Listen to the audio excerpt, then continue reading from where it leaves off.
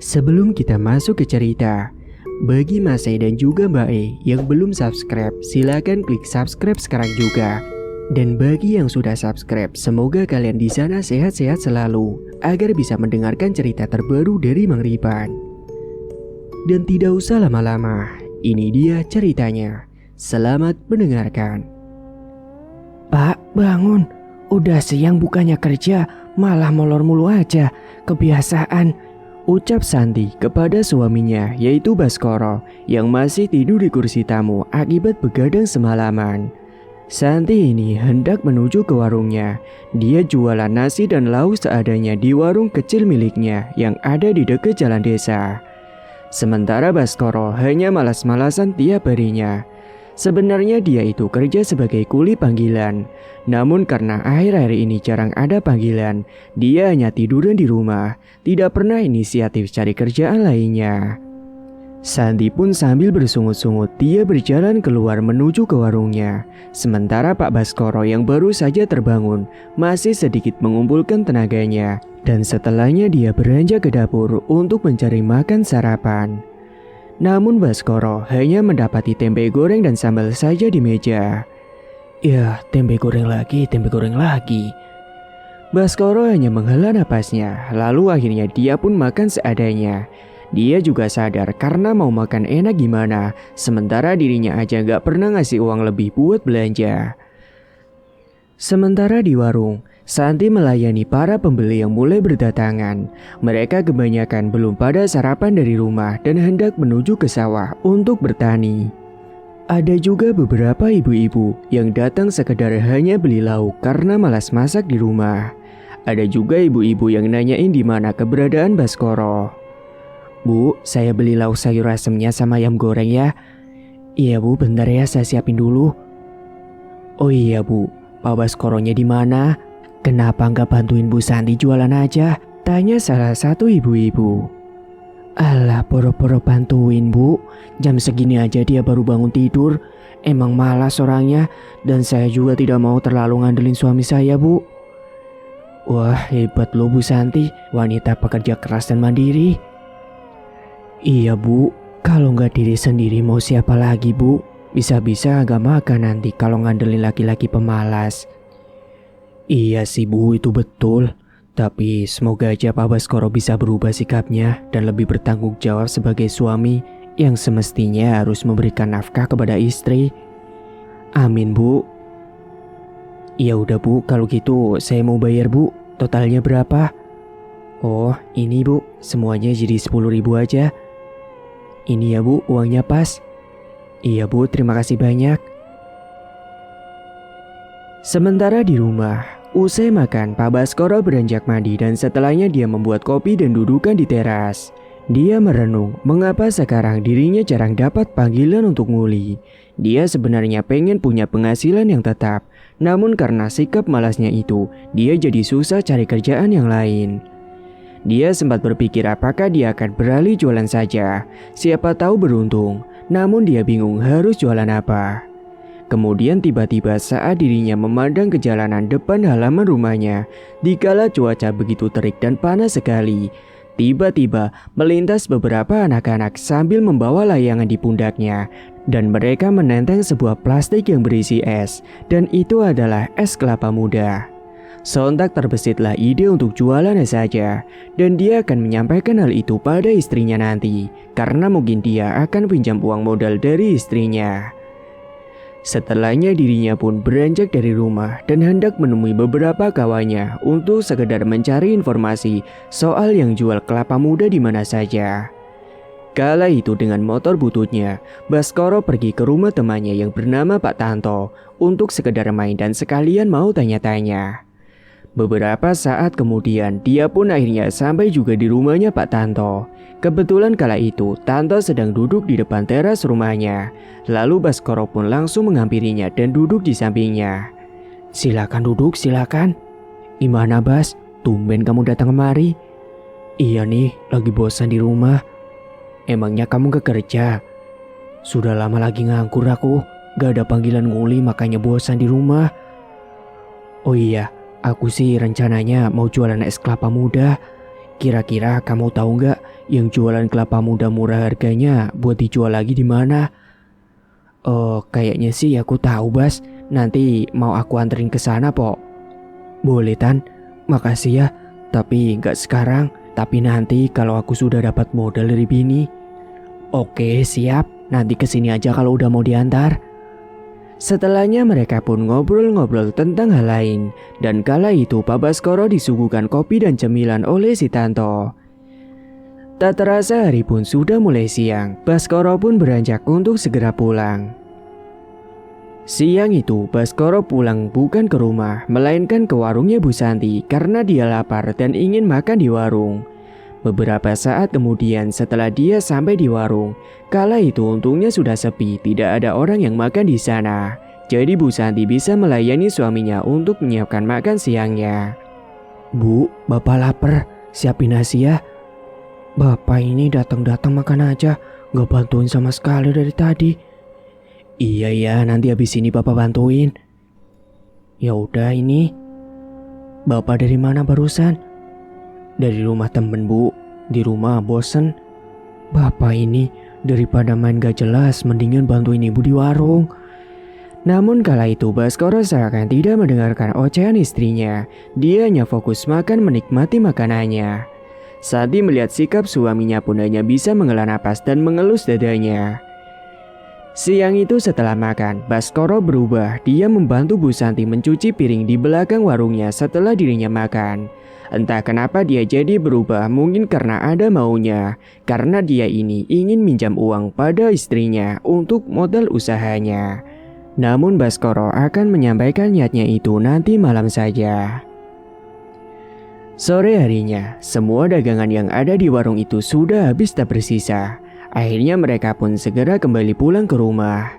Dan tepat pada malam harinya, usai Bu Santi ini bersih-bersih dan sudah makan, mereka dudukan di ruang tengah. Suasana rumahnya nampak sepi karena sudah sejak lama mereka menikah, namun belum juga dikaruniai momongan. Dan di waktu itulah Pak Baskoro langsung menjelaskan secara singkat tentang maksudnya tersebut untuk mencoba jualan es kelapa muda di dekat lapaknya. Bu, Bapak rencananya pengen buka usaha, Bu. Usaha apa, Pak? Pengennya coba jualan es kelapa muda.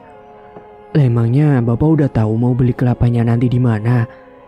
Udah, Bu, tadi pagi kan Bapak ke rumah temen. Terus Bapak sekalian nanya soal jualan kelapa muda itu di mana dan katanya dia tahu. Oh, lah terus Bapak udah ada uangnya? Ya, modal sih belum ada, Bu.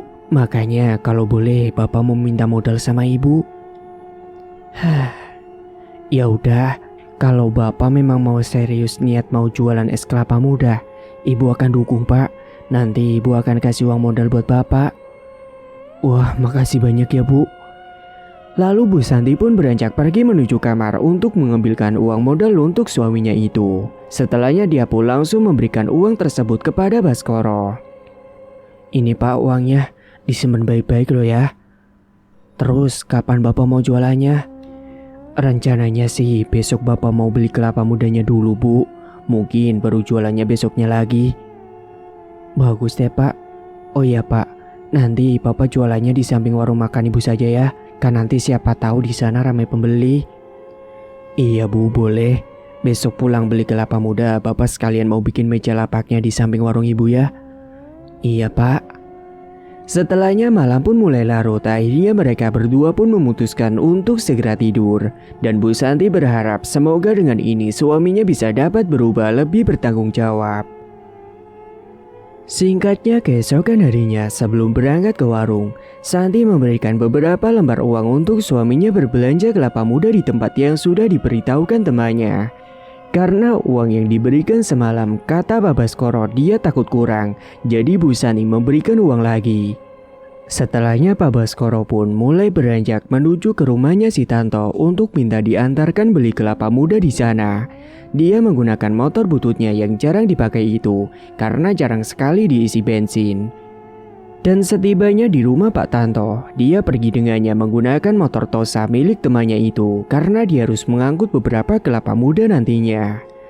Penjual kelapa muda itu ada di desa lain dan menempuh jarak waktu yang lumayan lama. Temannya juga bilang bahwa harga kelapa muda di sana lumayan murah, jadi cocok sekali untuk dijual kembali sebagai es kelapa muda. Beberapa saat kemudian, setibanya di sana, langsung saja Pak Baskoro memborong beberapa kelapa muda, kemudian diangkut ke dalam tosa dan langsung dibawa pulang ke rumahnya. Di perjalanan pulang, Pak Baskoro meminta kepada Pak Tanto untuk mengantarkannya terlebih dahulu ke rumahnya beserta kelapa muda yang sudah diborongnya itu. "Tan, kita pulangnya ke rumahku dulu yuk, sekalian biar naruh kelapanya." "Iya, tenang aja." Beberapa saat kemudian, mereka pun akhirnya sampai di rumahnya Baskoro. Setelahnya kelapa-kelapa pun diturunkan dan dimasukkan ke dalam rumah. Pak Baskoro kemudian ikut kembali dengan Pak Tanto menuju ke rumahnya, mengambil motornya yang diparkirkan di rumahnya si Tanto. Tak lupa juga, Pak Baskoro juga memberikan upah kepada Tanto karena sudah mau mengantarkan dirinya untuk membeli kelapa muda yang akan dijadikan jualan nantinya. "Tan, ini uang buat kamu, tolong jangan ditolak ya." "Apa ini Bas? Gak usah lah." "Udah ambil aja, anggap aja ini upah karena kamu sudah mau nganterin aku." "Ya udah deh Bas, makasih ya." "Iya, aku juga yang makasih banyak sama kamu karena kamu udah mau nganterin aku. Kalau gitu aku pamit pulang dulu ya." Singkatnya, setelah sampai di rumah, Pak Baskoro lanjut membuat meja lapak dagangannya ala kadarnya dulu. Dia membuatnya sendiri. Sesudah meja lapaknya itu jadi, dia kemudian segera membawanya ke warung dengan menggunakan motor bututnya itu. Dan setibanya di warung, Pak Baskoro mendatangi Bu Santi dan kemudian meminta untuk ditatakan lapaknya. "Bu, Ibu." "Iya Pak, ada apa?" "Ini Bu, tolong nanti ditatain ya." "Oh iya Pak." Santi pun langsung menatakan meja lapak jualan es kelapa muda milik Baskoro di samping warungnya. Baskoro sudah bilang kalau dia tadi udah borong beberapa kelapa muda. Bu Santi dengan cekatan menatakan lapak milik Pak Baskoro, namun dia jualannya akan mulai besok. Beberapa orang yang ada di warung juga menanyakan tentang apa yang mereka lakukan. "Bu Santi, mejanya buat apa itu kok ditaruh di samping warung?" "Oh ini Bu, saya mau jualan es kelapa muda mulai besok," timbal Pak Baskoro. "Oh, Pak Bas mau jualan? Syukurlah kalau gitu Pak, besok nanti saya beli deh." "Siap Bu, aku tunggu ya." "Pak, cetak poster sana, ini uangnya." Bu Santi kemudian memberikan uang lagi untuk Pak Baskoro untuk mencetak poster untuk lapaknya. Ukurannya sedang saja. Dan Pak Baskoro pun segera beranjak pergi untuk mencetak poster dan membeli beberapa gula merah untuk pemanis dagangan nantinya. Singkatnya, waktu pada malam hari, Pak Baskoro ini dinasehati oleh Bu Santi untuk mulai jualan pukul 8 pagi dan jangan sampai bangun siang dan jangan malas-malasan. Saat itu mereka sedang makan malam bersama, sekalian Bu Santi menasehati suaminya. Pak Baskoro pun hanya mengangguk mendengar ucapan dari istrinya tersebut. Dan setelah selesai makan malam, mereka pun mencoba untuk membuat gula pemanis es kelapa mudanya untuk belajar sekalian buat besok. Bu Santi juga menentukan harganya dan mengajarkan takaran gula yang pas agar tidak terlalu hambar ataupun tidak terlalu kemanisan. Usai mencobanya dengan membelah satu kelapa muda, akhirnya Pak Baskoro pun paham dan dia berharap besok harinya akan ada banyak yang beli dagangannya itu. Dan karena malam sudah mulai larut, mereka berdua pun beranjak untuk tidur karena sudah ngantuk. Singkat waktu, esok harinya, Pak Baskoro telah duduk di lapaknya menunggu pembeli yang datang. Dan siang itu ada beberapa orang yang dari sawah mampir untuk membeli esnya itu. Ada juga beberapa bocah-bocah yang pada main, sekalian beli es di lapak dagangannya itu. Pak Baskoro pun semangat sekali akhirnya karena ternyata lapaknya itu laris. Bu Santi pun senang melihatnya karena Baskoro gak malas-malasan lagi tidur di rumah. "Alhamdulillah, akhirnya Bapak tidak malas-malasan lagi di rumah dan jualannya juga laris manis. Semoga aja jualannya tetap seperti ini," gumam Bu Santi. Bu Santi pun siang itu dengan semangat melayani para pembeli yang makan di warungnya. Tepat sore harinya, usai bersih-bersih, Pak Baskoro dibantu Bu Santi menghitung pendapatannya kala itu. Dia untung banyak dari harga kelapa murah yang dibelinya itu. Sementara Bu Santi beranjak ke dapur untuk memasak buat makan malam. Pak Baskoro menunggu di depan teras sambil ngopi dan kebetulan lagi hujan. Sungguh suasana yang pas buat istirahat. Dia berpikir kalau begini terus mungkin dia bisa mendapatkan untung yang banyak. Dan beberapa saat setelahnya, Bu Santi pun memanggil suaminya untuk masuk ke rumah untuk makan bareng. Dan usai makan selesai, mereka berdua pun dudukan bentar dan usai malam mulai larut, mereka pun beranjak tidur. Singkat waktu, 2 minggu kemudian, usai Pak Baskoro ini beberapa kali berbelanja kelapa muda, ternyata realita tidak sesuai dengan harapan dia sebelumnya. Pelanggannya mulai sepi, bahkan seharinya pun dia hanya mendapati 3 pembeli saja. Dan hal itu membuat Pak Baskoro menjadi malas-malasan lagi. Dia kini bahkan jarang buka lapaknya, tidak seperti pas awal-awal yang selalu buka setiap harinya. Bahkan Santi sempat ngomel-ngomel sama Pak Baskoro karena tingkahnya tersebut. Santi ini nasihatin untuk sabar saja karena jualan memang kadang sepi dan kadang rame. Namun Pak Baskoro yang sudah kumat malesnya, dia tidak menghiraukan nasihat dari istrinya, malah melanjutkan tidur paginya itu. Akhirnya Santi pun yang sudah muak dengan suaminya, dia langsung beranjak pergi begitu saja meninggalkan suaminya. Singkatnya malam itu, Pak Baskoro ini memutuskan keluar rumah dan pergi menuju ke pos ronda dan ikut nimbrung di sana. Ternyata beberapa orang yang ada di sana sedang membicarakan tentang rumor pesugihan di masa-masa ini. Ada seseorang yang baru saja pulang dari rantauan dan orang itu menceritakan di tempat rantauannya itu ada orang di sana yang melakukan pesugihan dan orang itu tiba-tiba jadi kaya raya. Beberapa orang menyimak cerita itu, ada yang begitu serius, ada juga yang tidak terlalu menanggapinya terlalu serius. Nah, Pak Baskoro ini termasuk orang yang menanggapi dengan serius. Dalam benaknya, jika dia bisa melakukan pesugihan itu, pasti dia akan kaya raya tanpa harus susah payah. Pak Baskoro ini diam-diam mengingat lokasi dan daerah yang disebutkan oleh orang itu, dan dia berencana akan nekat datang ke sana. Ketika malam sudah mulai larut, Pak Baskoro beranjak pulang dan dalam pikirannya semenjak itu adalah pesugihan, kaya raya secara cepat.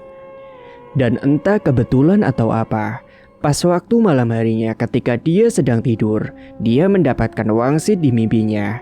Dia itu didatangi sosok kakek-kakek yang menyuruhnya untuk datang ke sebuah rumah berdinding kayu bercat merah di suatu daerah. Sosok itu berucap akan mengubah nasibnya yang kekurangan uang itu. Datangilah alamat ini, maka nasibmu akan berubah. Sontak beberapa saat kemudian Pak Baskoro pun terperanjat dari tidurnya. Napasnya tidak beraturan, bahkan bajunya basah dengan keringat. Dia tidak menduga akan mengalami hal seperti itu. Dia sempat ragu apakah itu benar akan menjadi kenyataan atau hayalannya belaka. Namun karena penasarannya itu tinggi, dia pun segera mencatat alamat yang tadi disebutkan dalam mimpinya itu. Singkatnya, waktu pekan pun telah tiba. Tanpa sepengetahuan Bu Santi, Baskoro ini telah berhutang pada temannya untuk biaya ongkos perjalanannya menuju ke sana. Kala itu Baskoro juga izin sama Bu Santi dengan alasan mau cari kerjaan di suatu tempat dan perkiraan dirinya akan menginap. Dan malam itu sebelum hari keberangkatannya, Pak Baskoro meminta izin kepada istrinya. Dan akhirnya si istri pun mengizinkan. Singkatnya keesokan paginya, usai dapat izin, Baskoro segera berangkat menuju ke terminal dan menitipkan motornya di sana. Dia akan pergi dengan naik bus. Selang beberapa saat usai menempuh perjalanan yang lumayan berjam-jam lamanya, sampailah dia di daerah yang ditujunya itu. Pak Baskoro kemudian mencari ojek dan meminta diantarkan ke sebuah desa yang sudah dicatatnya itu. "Permisi Pak, bisa antarkan saya ke alamat ini?" tanya Pak Baskoro sembari menunjukkan alamat itu kepada seorang ojek. "Oh iya bisa Pak, ayo buruan naik."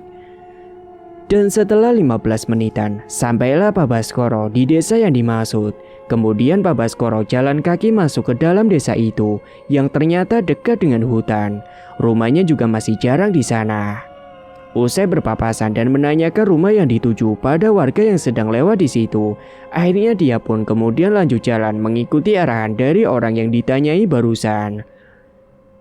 Sampailah kemudian Pak Baskoro di sebuah rumah yang ciri-cirinya sama persis seperti yang ada di dalam mimpinya.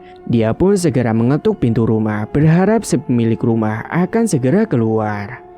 Dan saat sesosok yang muncul dari balik pintu itu ternyata sama persis seperti apa yang ditemuinya di mimpi, dia pun terkejut. Aku tahu kamu pasti akan datang ke sini. Mari ikut aku ke dalam dulu, ucap kakek-kakek yang bernama Mbah Kuswan.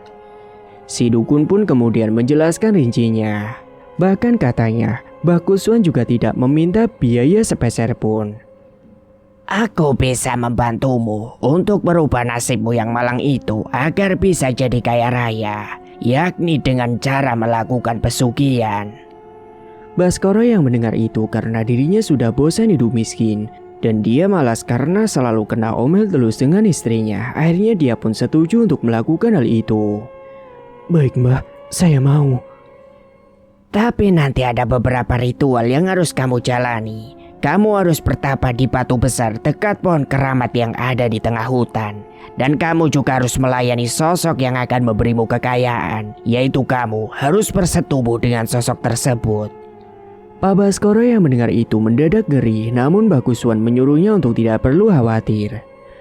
Kalau nanti kamu sudah melakukan hubungan dengan sosok itu, dia akan memberimu kekayaan. Namun setelahnya, nanti kamu juga harus melakukan ritual itu setiap purnama, setiap bulannya. Kamu harus melakukan persetubuhan lagi dengannya, dan itu tidak boleh dilanggar. Baik Mbah, saya paham. Saya siap dengan segala resikonya, dan saya ingin kaya Mbah. Saya sudah bosan hidup miskin terus. Mbah Kuswan pun mangguk-mangguk sambil menghisap rokok yang ada di jari jemarinya. Singkatnya saat malam hari telah tiba, Baskoro langsung diajak Mbah Kuswan ke lokasi. Mbah Kuswan juga sudah menyiapkan beberapa dupa dan sesajen, jadi Pak Baskoro tinggal jalani saja.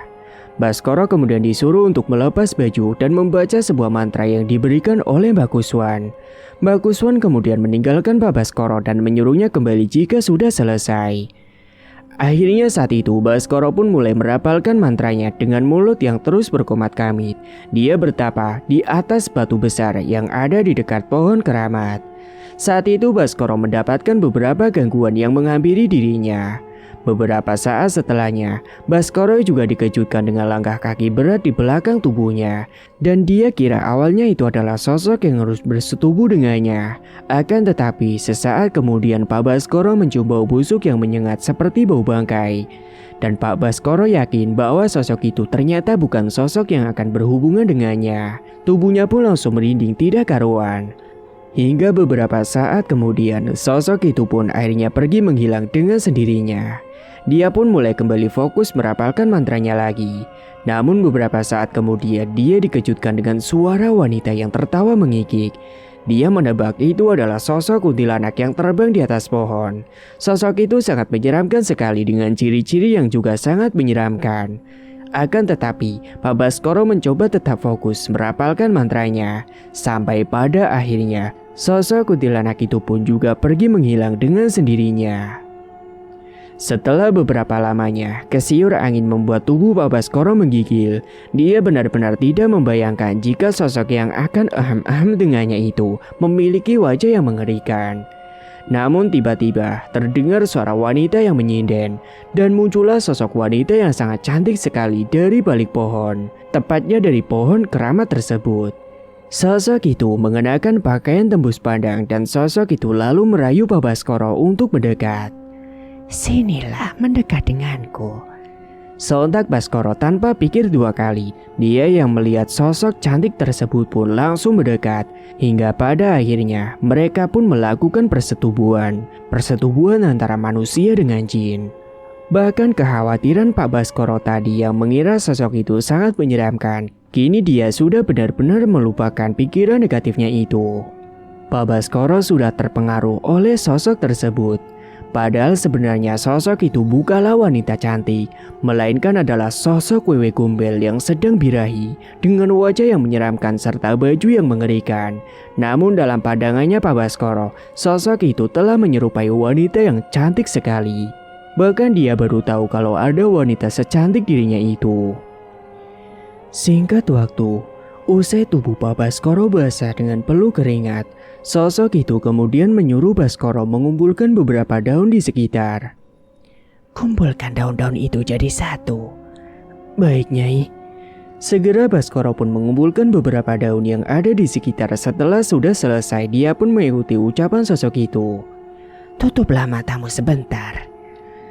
Dan selang beberapa saat kemudian, entah bagaimana caranya, daun-daun itu telah berubah menjadi uang yang sangat berlimpah sekali. Dan setelahnya Baskoro pun disuruh untuk membuka matanya. Dia juga terkejut ketika mendapati uang sebanyak itu.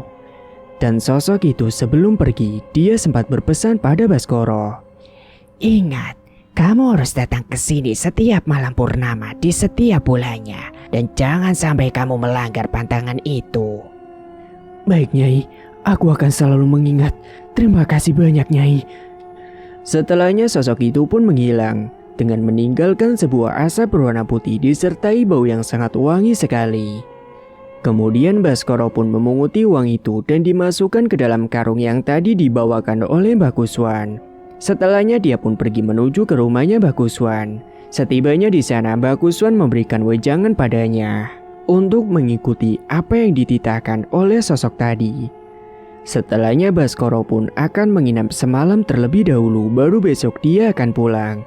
Dia juga mengucapkan terima kasih pada Mbak Kuswan dan dia segera beranjak masuk ke dalam kamar khusus untuk tamu. Dan sepergian Baskoro, Kuswan ini tersenyum sekilas. Ternyata ada maksud tersembunyi dari apa yang dia perbuat pada Baskoro.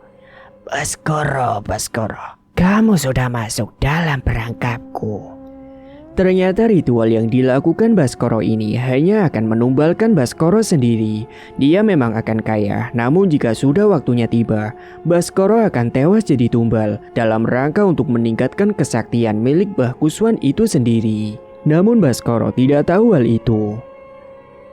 Esok harinya, Baskoro pun pamitan sama Mbah Kuswan. Uang yang tadinya di karung telah dipindahkan dan ditata dalam 3 buah kardus karena bakal mencurigakan kalau dibawa pakai karung. Mbah Kuswan juga sempat bilang bukan hanya uang saja yang akan didapat oleh Baskoro, melainkan jika Baskoro memiliki usaha apapun pasti dagangannya itu akan laris. Baskoro pun tersenyum dengan semangat mendengar hal itu. Akhirnya dia pun segera bergegas untuk pergi dari rumahnya dukun itu. Dan setelahnya Baskoro menuju ke terminal dan kembali ke desanya.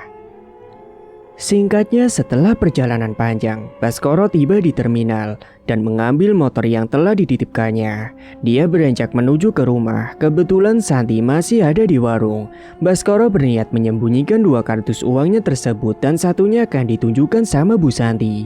Dia akan beralasan kalau dia mendapatkan uang itu usai menolong seseorang saat di jalan dan ternyata orang itu orang yang kaya. Lalu orang itu memberikan uang itu sebagai tanda terima kasih. Singkat waktu, benar saja, malam harinya Pak Baskoro menjelaskan secara singkat. Bu Santi pun gak curiga sama sekali tentang penjelasannya itu. Dia malah girang ketika mendapati uang berwarna merah dalam 1 kardus full. Bahkan Baskoro juga bilang bahwa dirinya akan memulai jualannya lagi. Singkat waktu, 2 minggu kemudian, benar saja apa yang dikatakan oleh Mbak Kuswan. Dagangan Pak Baskoro laku ludes semua. Banyak orang yang berdatangan untuk membeli es kelapa muda darinya. Bahkan warung Bu Santi juga sudah direnov jadi lebih bagus. Baskoro tidak khawatir lagi soal kekurangan uang karena dia sudah punya stok banyak uang. Dan di bulan-bulan selanjutnya sesuai dengan perjanjian, di malam purnama, Pak Baskoro selalu sudah di lokasi ritual dan akan melakukan hubungan intim dengan sosok itu lagi. Pak Baskoro pun semakin tambah kaya usai dapat uang lagi setelahnya. Namun setelah mereka kaya raya dan banyak uang serta hidup bergelimang harta, mereka tidak tenang karena di rumahnya selalu mendapatkan teror yang menyeramkan. Malam itu Baskoro yang tengah duduk di depan teras rumahnya sembari menikmati hidupnya yang enak sekarang sambil minum secangkir kopi serta ngudut. Tiba-tiba saja Baskoro mencium bau busuk yang sangat menyengat. Baunya itu seperti bau bangkai. Sontak Baskoro pun langsung terperanjat, apalagi dia malah dikejutkan dengan suara wanita yang tiba-tiba menangis. Dia pun heran sendiri dan bergumam sendiri.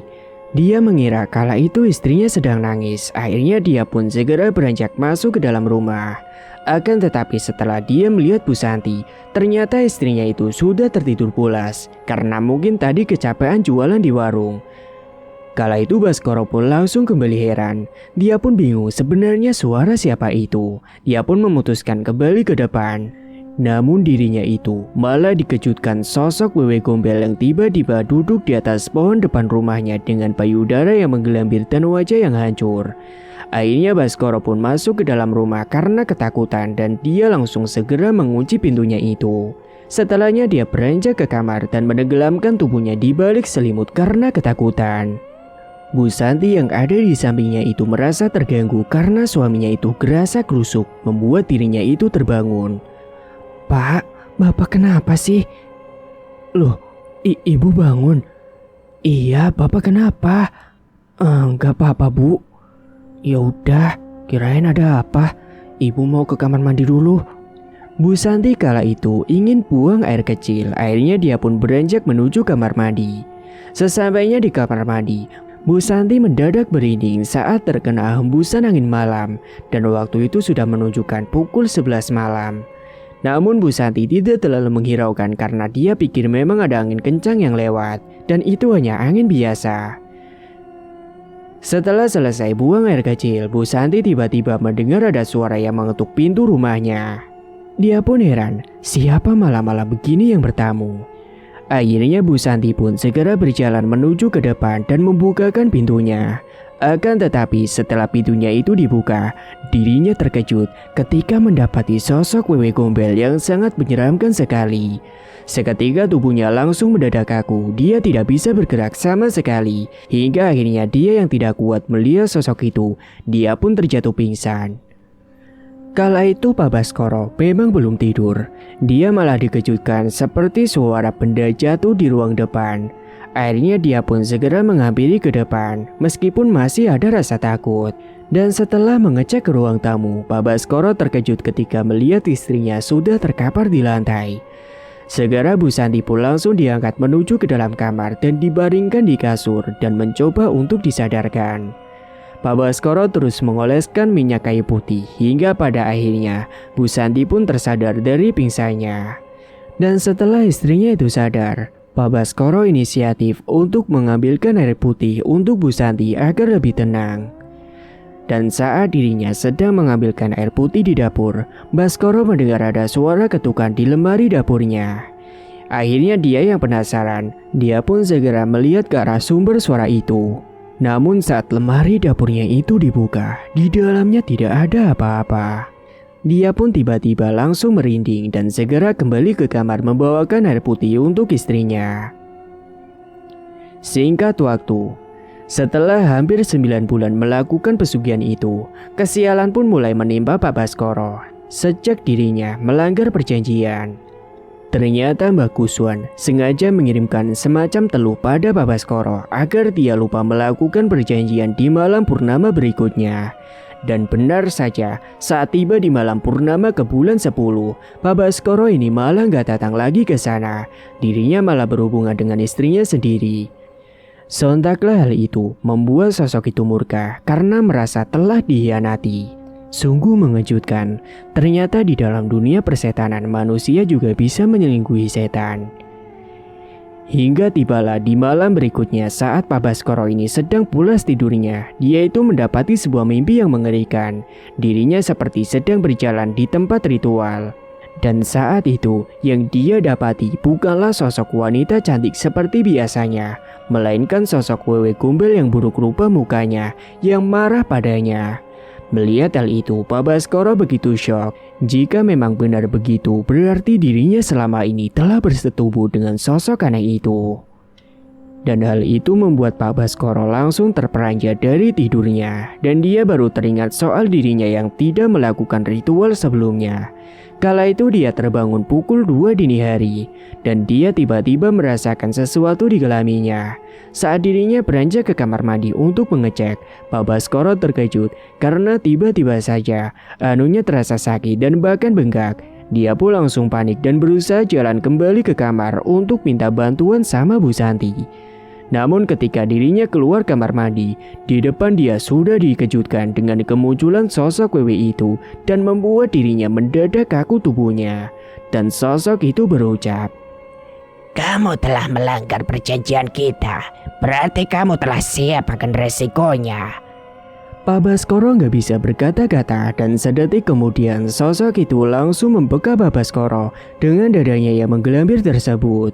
Hingga tubuhnya Pak Baskoro ini serasa sedang dibekap oleh sesuatu yang kencang sekali, sampai-sampai tubuhnya ini seakan serasa remuk dan tidak bisa bernapas. Hingga pada akhirnya Pak Baskoro pun benar-benar gak bisa napas dan akhirnya meninggal dunia tergeletak di depan pintu kamar mandi. Bahkan dirinya itu tewas dengan keadaan mengenaskan, tubuhnya mendadak pucat pasi dan matanya tidak bisa terpejam alias melotot. Sementara di waktu yang sama di tempat yang lain, Bakuswan tertawa bahagia karena ilmunya bisa bertambah usai dirinya berhasil menumbalkan Baskoro.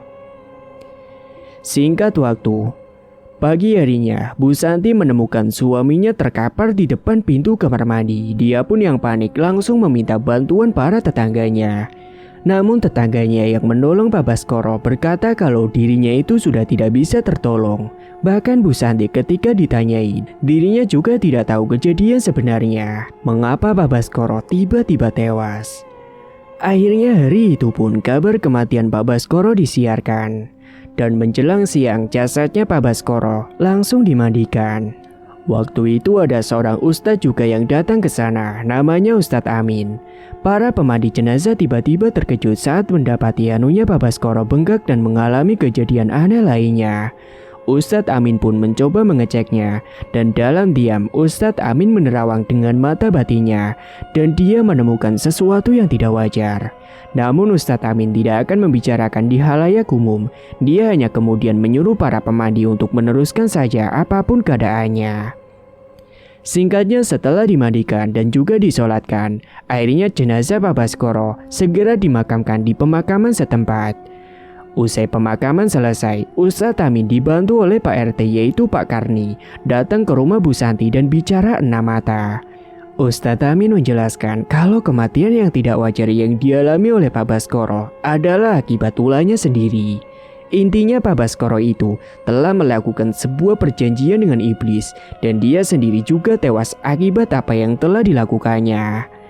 Mendengar itu Bu Santi pun langsung terkejut. Pantesan selama ini kenapa suaminya bisa punya uang banyak sekali. Ternyata uang itu adalah hasil dari perjanjiannya dengan setan. Bahkan Ustadz Amin menunjukkan letak sisa uang yang disembunyikan oleh Baskoro. Namun usai ditemukan, ternyata uang itu telah berubah menjadi daun semua. Kemudian daun-daun itu pun dibakar oleh Ustadz Amin.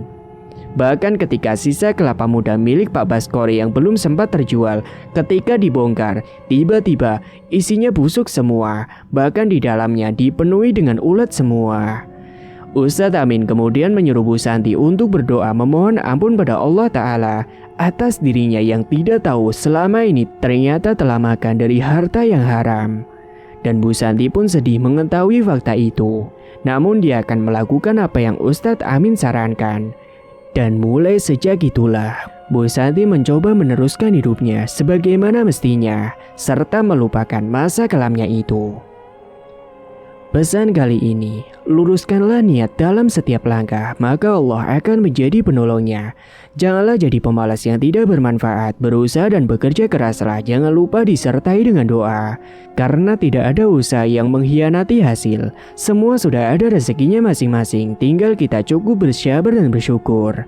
Bukan malah tersesat ke jalan yang salah dan membawa ke dalam jurang hitam menyesatkan.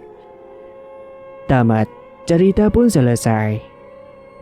Terima kasih bagi Mas E dan Mbak E yang sudah setia menyimak cerita ini sampai akhir. Dan bagi yang belum menekan tombol subscribe, silakan klik tombol subscribe sekarang juga. Dan semoga kalian semua dimanapun berada selalu sehat-sehat semua dan dimudahkan segala urusannya. Dan sampai jumpa lagi di cerita terbaru yang akan Mang Ripan bawakan nantinya.